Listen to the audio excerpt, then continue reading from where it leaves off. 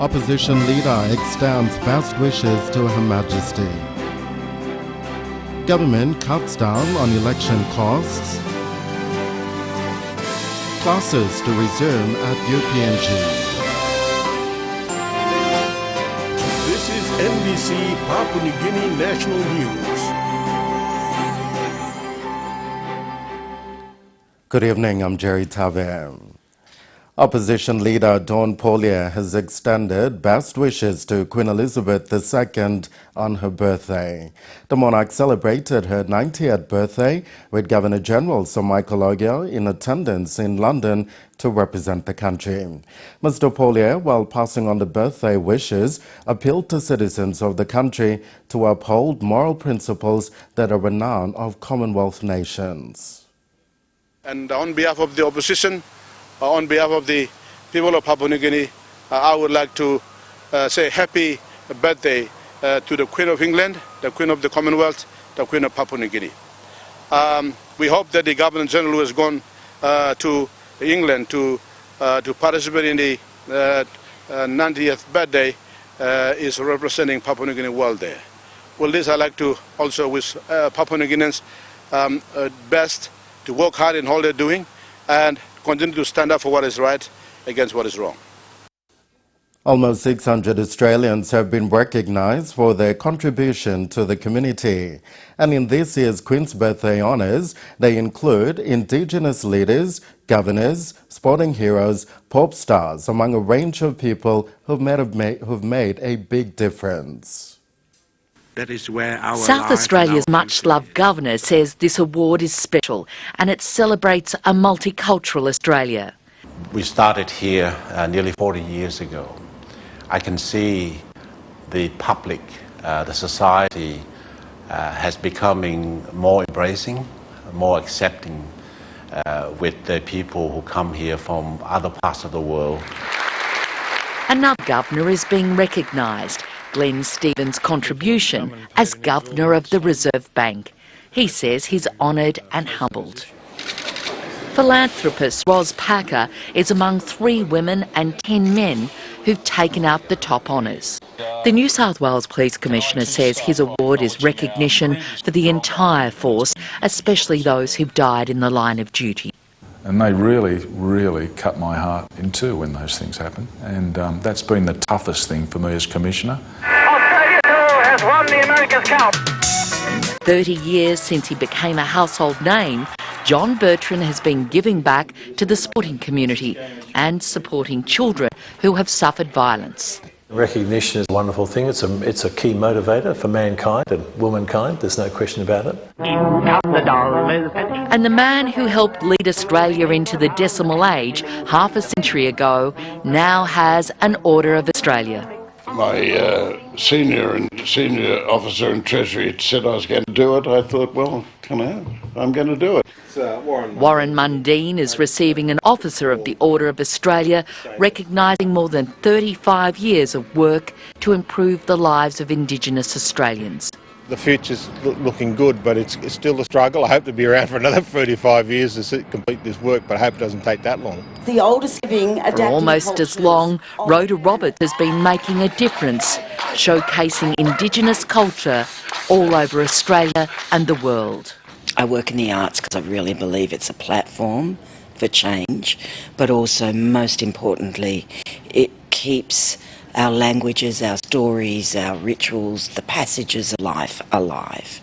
Trust me, it'll be all right. She's a singer, songwriter, entertainer, and she's generous. My favourite assistance using music in the service of others is singing to premature babies. In the Premier wards, my brother and I often do that. Yes, good girls here. Good work.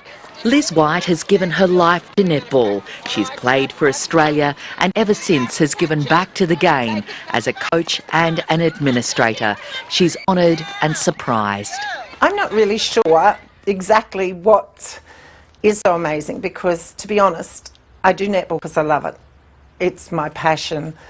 20 years ago, Josephine Nichols' 6-year-old son was diagnosed with a brain tumour. She's been supporting families with neurological conditions ever since. Out of tragedy or out of adversity, there often comes something good, and you never know where life's going to take you. Associate Professor Ian Murray's cutting-edge technology is ensuring hundreds of people all over the world who are vision impaired can study. If we can train people, educate people and give them the skills to get jobs, they can do just as good a job as anyone else. There's a lot of other Wagga boys on this side, other country. Sports commentator, journalist and role model for women in broadcasting, Debbie Spillane says she's thrilled to be honoured at the end of her career. Back home, the government will cut down on costs for the 2017 general elections. This is basically to reduce costs of hiring vehicles and chartering of planes for election operations. Prime Minister Peter O'Neill made this known during an interview with our current affairs program, PNG Tonight, in Port Moresby last Friday. Raymond Guinea reports. In an interview with NBC's PNG Tonight's John Higgins, all right, the cost of conducting next year's election. Prime Minister Peter O'Neill said 500 million kina has been allocated for the 2017 general elections. Out of this amount, Mr. O'Neill believes only 250 to 300 million kina will be used to run the elections. He said the government will also cut down on the cost involved during the elections. This is to do away with hiring of vehicles and chartering of planes. All the cost of all this running the elections is very expensive. So we are cutting back that structure. We are saying we will buy the cars for government. We will not hire cars. Meaning that the government will provide the cars for the elections and then they will leave it for the police or ambulance or health in the districts to continue to use as a government vehicle. How many cars? Well, it will mean probably 200 or 300 cars. Okay. But rather than hiring 200 or 300 hire cars... What's the amount then? Well, it will be, we're going to buy duty free, so it will be less than the normal cost. The second thing is like chartering for airlines and airplanes. The cost of spending during the election is like paying for one airline that you could be owning. So why can't we buy it for the Defence Force? So the Defence Force need to refleet their aircraft. So those choppers and those fixed wings can be used to transport ballot papers all throughout the country. But we are buying an asset, it can be used for many years down the track. So we are doing it quite innovatively, so cheaply as possible, so that we can run this election smoothly. Meantime, Prime Minister O'Neill said he will not resign from his office as he claims his government has delivered a change to the nation after 40 years. He said the government will maintain four main priority areas, such as education and health, and ensure these vital services are continuously delivered to the people. I am very, very confident that you will see the changes that are taking place over these past 5 years will be in a thing that will entrench in the mindset of Papua New Guineans for many, many years. Raymond Guinea, NBC National News, Port Moresby. And you can watch the Prime Minister's full interview with PNG Tonight host John Higgins at 7 o'clock tonight. The Waigani campus at the University of Papua New Guinea will resume classes tomorrow after a 6-week boycott of classes.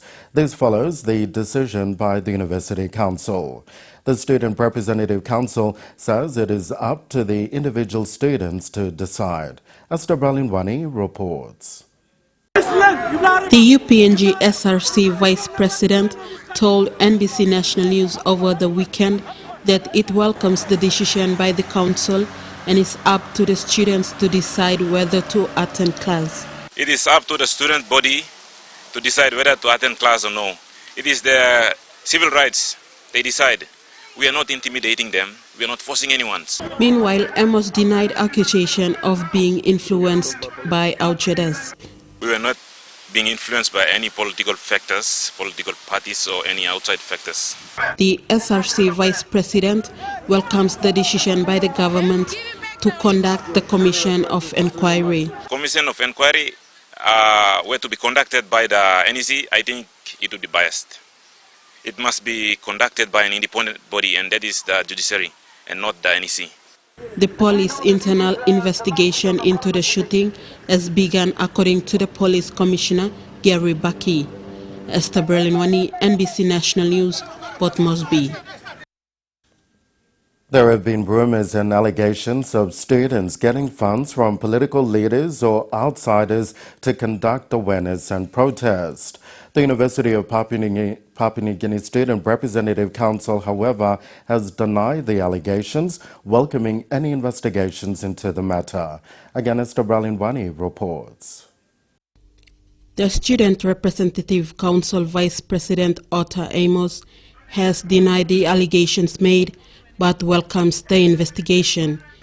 He told the NBC National News that they have been receiving funds through other means. Students themselves, and they've dug into their pocket, and from the general public, the public Papua New Guineans, the ordinary citizens of this country, have contributed, and we have carried out the awareness. We've collected a lot of money and we've carried out the awareness.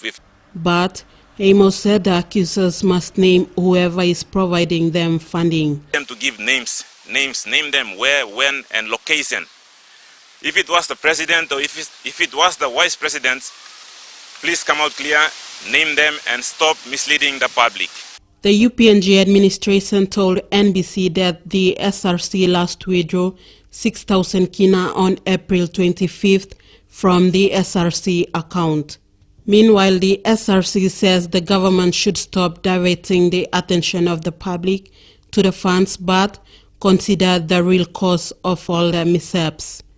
They are willing to support the investigation and provide evidence. We have every evidence to provide the investigation and the commission of inquiry that is to be conducted to investigate where our funds is coming from.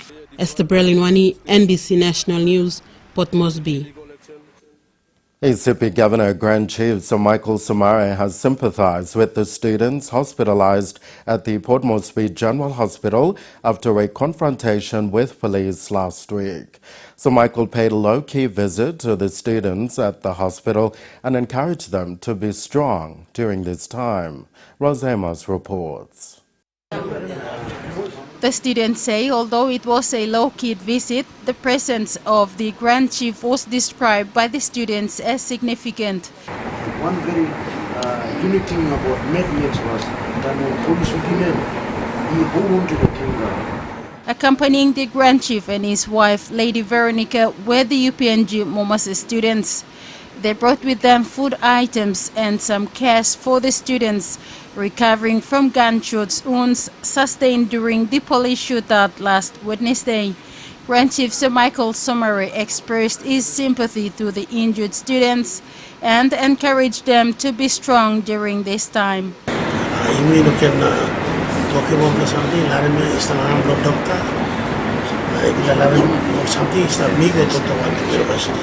Other students present were touched by the gesture and emotional. Rose Amos, NBC National News, Port Moresby. Low-risk prisoners at Alutau's Gili Gili Jail have been involved in an awareness program to schools around Alutau to share their life experiences of bad decisions in the hopes they make something better of themselves in society. It is the first of its kind in Milne Bay Province. Prisoners are now heavily involved with prison ministry to speak with the youths of tomorrow. Priscilla Waikati has more from Alutau.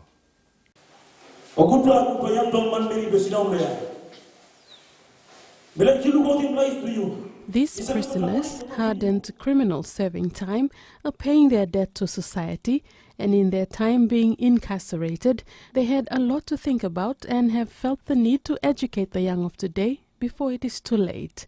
In a prison rehabilitation program alongside PNG Tire Ministries with Pastor Layo Poka, they're taking their bad experiences in decision-making to schools in hopes they can help these young minds make better decisions for a good future. Most of the inmates, they were students once upon a time, but because of taking drugs and alcohol, they end up in prison. So we're in a better position to come into schools to discourage our small brothers and sisters not to do what we did.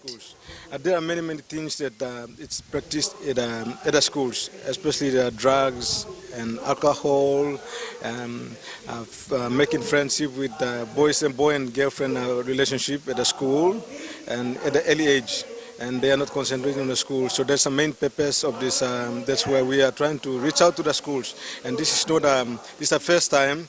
They hope to make these uplifting messages to communities and in and around town area as well.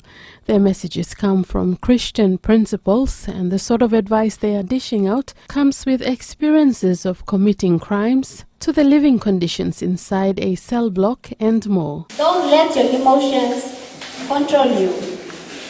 Walk away when you cannot control yourself, especially if you're in the midst of an argument or a hiccup. But please, you must make a decision of life. Every day is about decision. But you yet must make a decision of life every day. In the confinement too, in the cells, we are locked from 4 o'clock to 7 o'clock in the morning. And we have only one toilet, one shower inside. Toilet and shower is not long way. And then the bunker that is near the shower block is like this. Toilet and shower is there. The first bunker is here. But somebody is using the toilet. It also pollutes every one of us. And their advice via experiences and testimonies was not lost, as we found out. It was a privilege for me to sit under this roof and listen to the prisoners. It's very interesting to me, and I have to take it as part of my life. They hope to make this awareness an annual activity to keep the positive messages coming for communities and, more importantly, youth to take note of. Priscilla Waikaidi, NBC National News, Alotau. And coming up next, National Court Judge visits Kairuku District and Mabe Primary School embarks on quality education. Stay with us on NBC National News.